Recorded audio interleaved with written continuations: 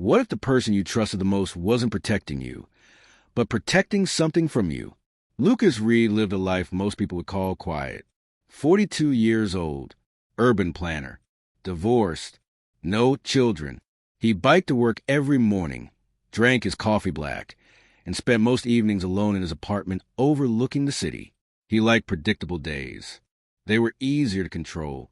That's why the voicemail felt wrong. It came at 2:13 a.m. No missed calls, no name, just a single silent notification. Lucas pressed play. A woman's voice whispered, urgent and shaking. He's not ready. Don't tell him. Not yet. The message ended. No explanation. No callback number. Just silence. Lucas sat up in bed, heart racing. Don't tell him what? The next morning, the voicemail was gone. Not deleted. Gone. No record. No trace. But Lucas remembered it clearly. That same day, something else felt off. At work. His supervisor canceled a meeting that had been on the calendar for weeks. No rush, she said casually. Let's keep things light this week. Light. That word stayed with him. At lunch, his colleague Marcus said, You look calm today. Lucas blinked. Do I?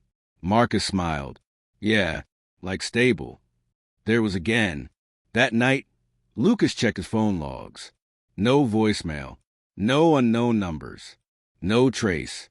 But when he opened his laptop, a notification appeared. System message. Stability parameters within range. He stared at the screen. What system? He whispered. The message vanished. Lucas laughed nervously and closed the laptop. Probably malware. Probably a glitch. Probably nothing. But nothing didn't explain the way people were suddenly careful around him. His sister called twice in one day.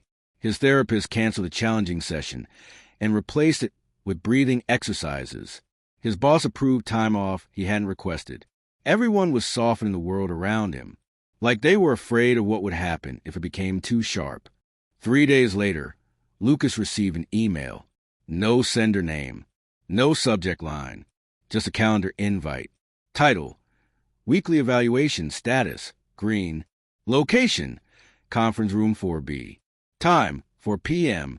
His calendar already showed it as accepted.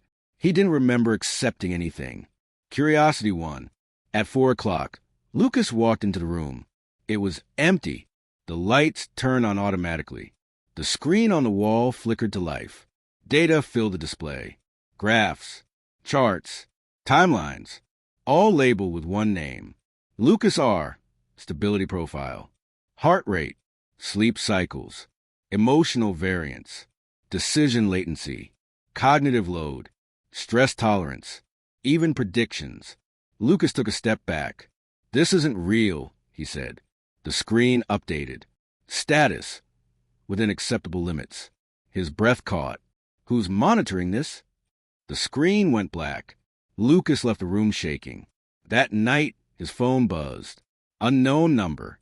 You weren't supposed to see that yet. Lucas stared at the message. Who are you? He typed. 3 dots appeared, then disappeared. Then, someone who's keeping the world from tipping over. Lucas didn't sleep. He started noticing everything. How his therapist avoided certain topics. How his sister deflected whenever he mentioned childhood. How Marcus watched his reactions during meetings. Not suspicious. Careful. Like everyone was walking on invisible glass. 2 days later, Lucas found something strange. While organizing old files on his cloud storage, he discovered a hidden folder buried inside an archive backup. The folder was labeled LR Containment Phase 2. His hands shook as he opened it. Inside were documents, psychological profiles, behavioral predictions, incident simulations, risk escalation charts, and one sentence repeated dozens of times. Subject must not experience destabilizing revelation. Lucas felt sick. He wasn't a patient. He wasn't a case study. He was a variable. That night, he confronted Marcus. Have you ever been told to manage my stress? Lucas asked. Marcus froze. Not for long. Just long enough. What? No, Marcus said, smiling too quickly. Why would anyone say that? But his eyes betrayed him. Who told you that? Marcus asked. Lucas didn't answer. He left. An hour later, his phone rang. Unknown number. He answered. A man's voice. Calm. Controlled. Lucas, the voice said. You're getting close. Close to what? Lucas demanded. Remembering, the man replied. Remembering what? The line went dead. The truth came slowly. Not all at once. Fragments. Documents. Voices. Memories that didn't feel like memories, but like echoes. 8 years ago, Lucas had been part of a classified urban development project. A citywide infrastructure optimization system. Traffic control. Power distribution. Emergency response. All interconnected. All automated. Lucas had designed the fail-safe logic. He had insisted on a centralized override.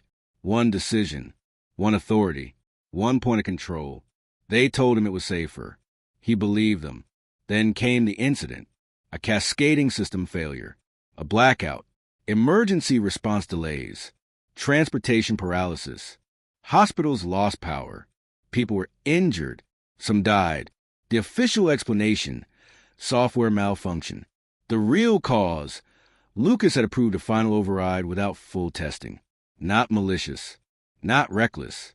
Just confident and wrong. The fallout was buried. Not erased. Buried. And Lucas? Lucas was deemed too valuable to lose. And too dangerous to fully remember. So they suppressed it.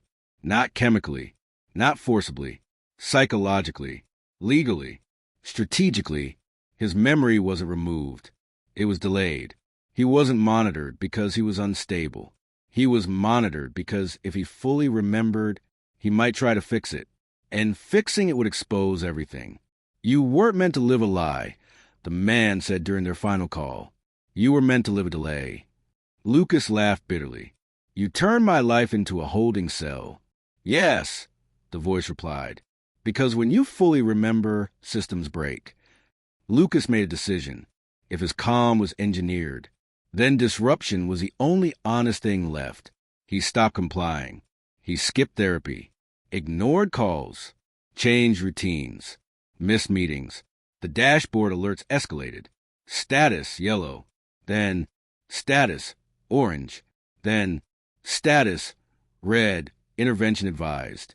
Messages flooded his phone. Please slow down. You're risking more than yourself.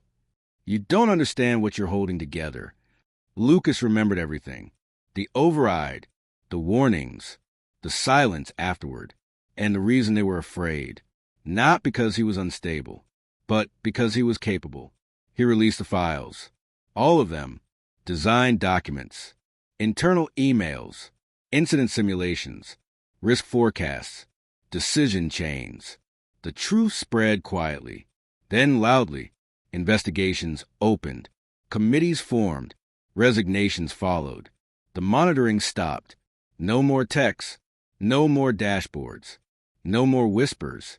Just silence. Months later, Lucas sat on a park bench overlooking the river. His phone was face down. Untracked. Unmanaged. Unstable. And finally, free. Because sometimes the most dangerous thing you can do is stay calm.